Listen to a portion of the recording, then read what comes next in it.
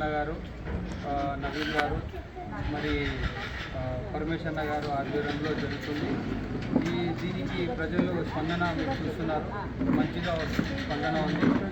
ఇది గవర్నమెంట్ తరఫు నుంచి ప్రతి సచివాలయం వాళ్ళు ప్రతి వార్డులో అరేంజ్ చేయాలని చెప్పి ఈ కార్యక్రమము మన గవర్నమెంట్ తరఫు నుంచి జరుగుతుంది.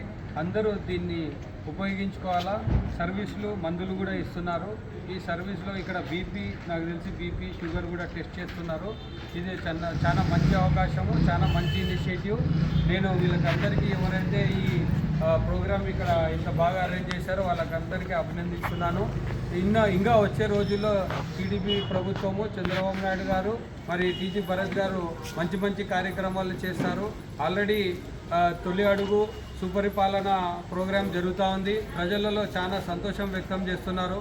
మంచి పాలన, అన్ని 80% మనము చెప్పిన మేనిఫెస్టోని ఈరోజు ఇంప్లిమెంట్ చేసే ప్రభుత్వం ఈ ఒక్కటే ప్రభుత్వం అని చెప్పి మీకు అందరికీ తెలియజేసుకుంటున్నా.